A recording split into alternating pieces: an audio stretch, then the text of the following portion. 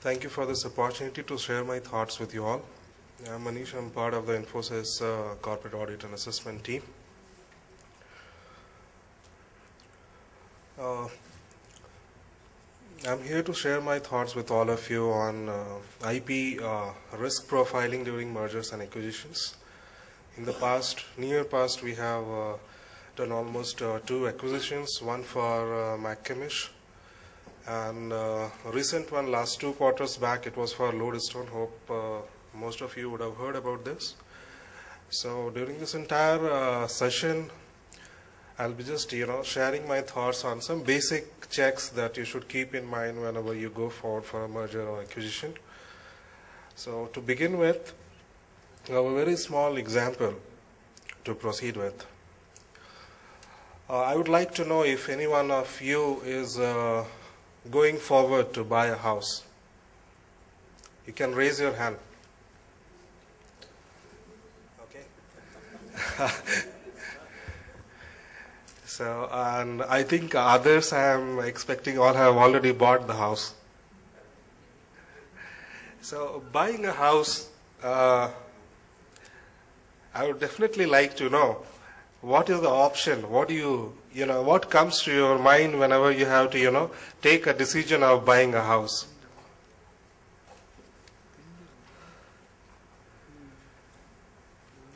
I'm giving you 2 options.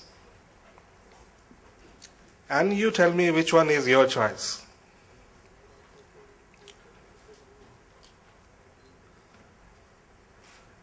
Property is booming out in Bangalore. Prices are increasing day by day. And affording a house has become very, very difficult. I give you 2 options. Would you go ahead and purchase a house putting lakhs and lakhs of rupees without any prior inspection? Or you will go for the second option. You will do a thorough inspection and then only take your decision. I think most of you will go for the second option. You need to take consultation from the civil engineer. You need to make sure whether the water table in that area is fine, or after moving into the house, you run out of water and there is a problem. You need to see the locality if it is fine, whether you have other amenities near the house or not. So there are various factors that you keep in mind. Now, having seen this example, let us come to the main topic. What if you have to get involved into acquiring a company, or you have to look forward for a merger? What are your options? What comes to your mind?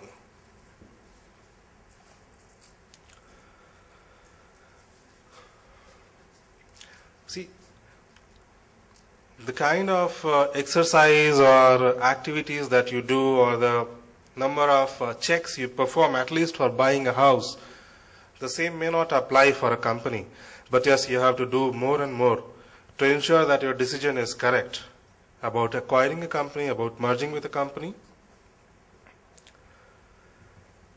A potential merger or acquisition of a target company must include a thorough investigation of the target company. A critical part of this investigation is the review of the target's intellectual property, assets, and all agreements in the target has entered into relating to such IP assets. Now, unlike when I said, would you buy a house without making a thorough inspection or of the same, or more preferably having a professional inspection of the house, the same concept applies for intellectual property acquisitions. All patents, trademarks, copyrights, and trade secrets are not created equal. They have different value propositions in the market. And even if they were, they may lose some of their luster subsequent to creation of rights. An intellectual property specialist should completely evaluate the property being acquired. This entails not only sharing full details of the transaction and objectives with the IP attorney, but also his and her working closely with the general attorneys representing the purchaser and being given adequate time to complete a thorough evaluation. I move on to the next slide here. I have some reference data on mergers and acquisitions. If you see, the global merger and acquisition activity in the year 2000 was valued at nearly $4 trillion, or a robust 40% of the estimated $10 trillion American economy. In 1999, the US merger volume rose to a record of 1.7 trillion, and Europe's merger volume more than doubled from the prior year to 1.23 trillion. However, the largest hostile takeover ever for the IP asset at that point of time did not occur in the United States, but it happened in Europe. It was British Vodafone's acquisition of Handmans of Germany for $183 million. So don't you think a lot of amount is at stake, and for you to make a correct choice, correct decision, you need to have a lot of things in the mind. It is a joint effort of various team members in any organization who is looking forward for such an acquisition. So at least from the IP perspective, we all are here, and I'll be sharing my thoughts with all of you on this.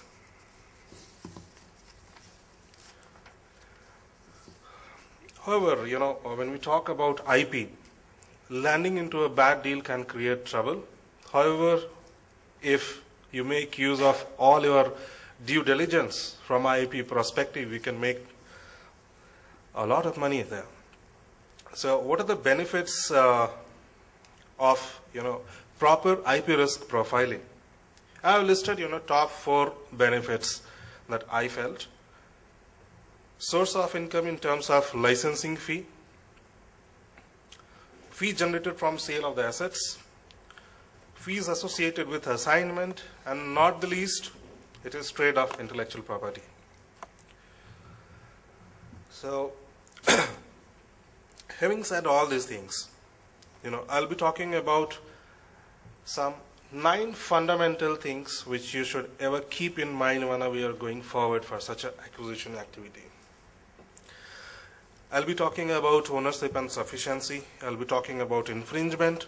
I'll be talking about intellectual property agreement, restrictive covenants, royalty obligations, source code for IT industries, open source softwares, registered intellectual property, and definitely the employee issues.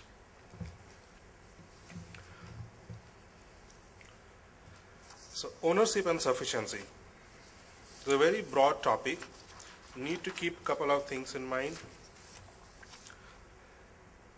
An important aspect of due diligence process is confirming the target company owns or has a valid license for all intellectual property and technology that is used in the target company's business.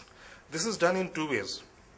Firstly, by reviewing documents related to ownership of registered IP, an agreement with third party pursuant to which the target company is granted the right of use of such third party's IP or technology. Secondly, by obtaining representations and warranties from the target company in the acquisition of the documents. A secondary issue is confirming that not only does the target company have the right to use all intellectual property and technology used in the business, but that all IP and technology currently in the target company's possession is all the IP and technology necessary for the target company to conduct its business as currently conducted and as proposed to be conducted. If the target company will need to obtain a license to use third-party technology or IP, this should be disclosed in advance.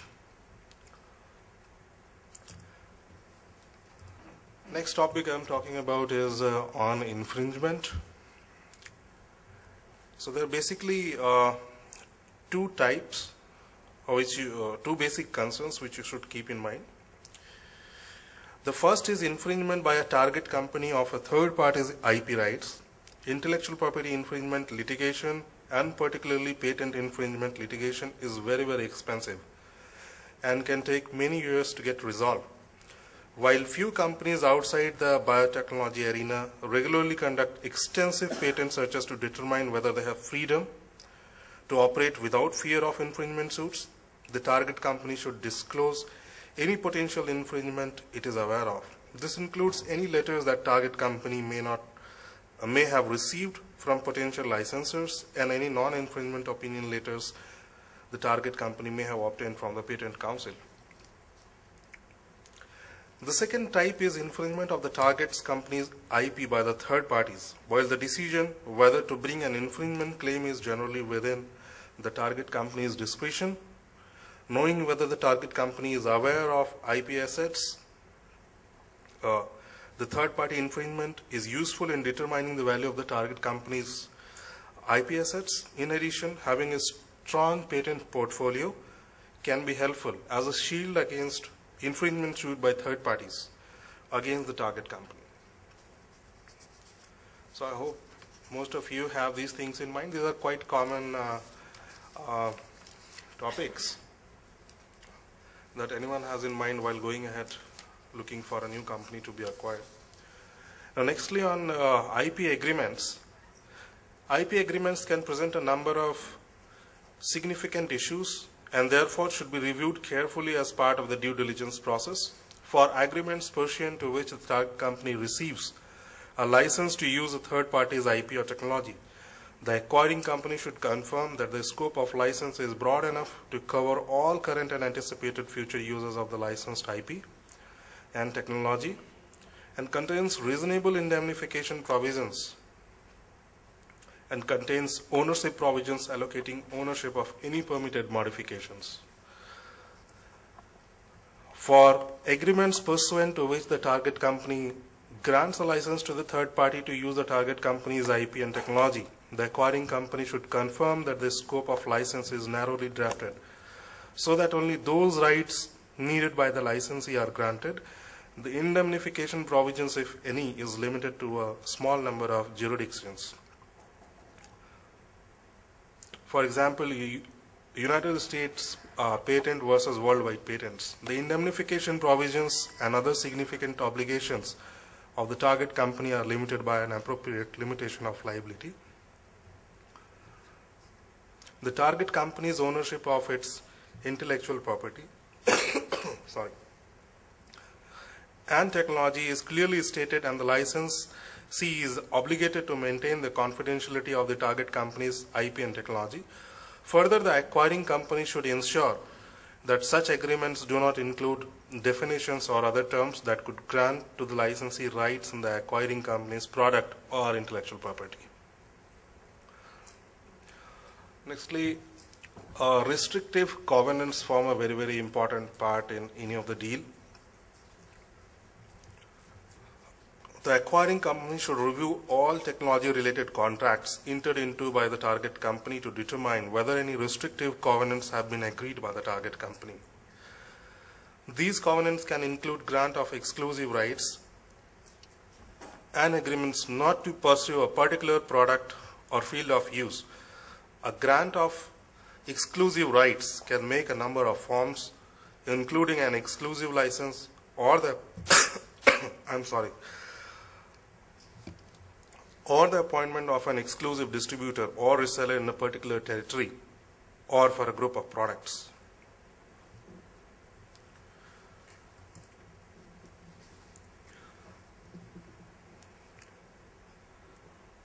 Nextly, on royalty obligations, the acquiring company should determine whether any royalties, commissions,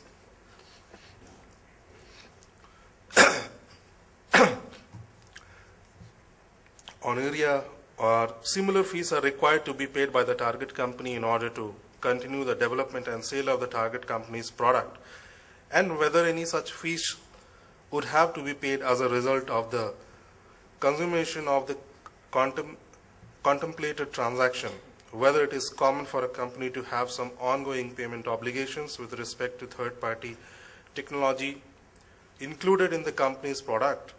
The amount and duration of royalty obligations should be determined and taken into account when determining the value of the target company's product. So on source code, particularly for IT industry like us, it forms a very, very important part, and a couple of things to keep in mind is on the position of the source code for distributed software, especially by the target company, is very, very critical to the target company's ability to maintain and evolve its software product. This is also true for any third-party software incorporated by the target company into its product. If the target company will need to make modifications to such third-party software in order to the integration and develop bug fixes. If the target company does not have possession of source code and develop bug fixes, if the acquiring company should review the license agreement applicable to such third-party software to ensure that third-party licensor is obligated to provide support to the target. So escrow, I don't know how many of you are aware of the escrow activities that we have. Any questions on the escrow part? Okay.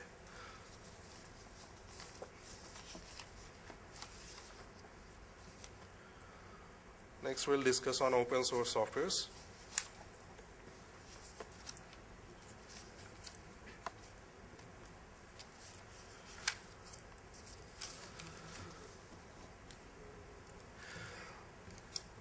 Nowadays, open source softwares has become widely used activity in any of the organization, IT organization, both in form of tools and programs used by the company in its internal business operations and as part of or incorporated into company's product. The manner in which open source software is used, the open source license governs its use, can have a significant impact on the target company's software.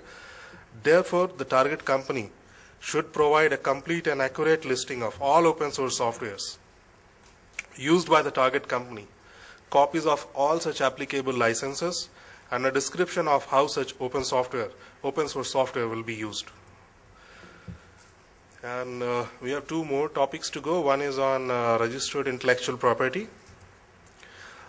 You must get involved into review of materials of the target company's registered IP. Two things: granted patents, patent applications which are in progress, copyrights, granted trademarks, trademark applications which are in progress. So, and last but not the least, employee issues form a very, very important part in acquisition of any of the companies.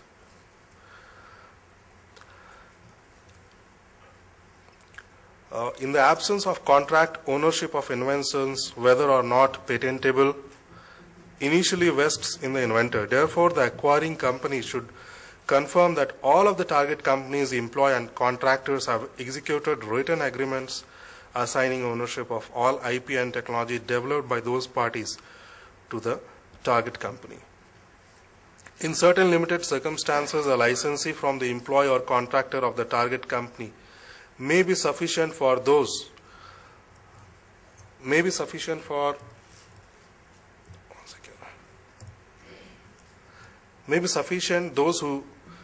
cases you should review carefully prior to the determination of sufficiency of all those documentations. So almost these are the 9 key things which needs to be reviewed while going ahead for such an acquisition. I have some concluding remarks before I close on the sessions. Majorly 2 points.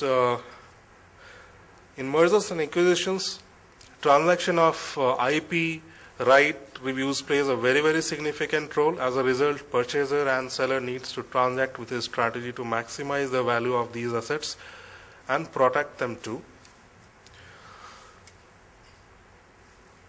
As the global economy races towards an information-based economy, the value of intellectual property will continue to play an increasing role as the driving force behind future mergers and acquisition activity. Indeed, it is anticipated that IP property will be dominant force in future commercial transactions comprising of tomorrow's mergers and acquisitions. So with this, I would like to conclude my discussion with you all. If you have any questions, you can come back to me, or we'll have it at the end of the session. So thank you for your time.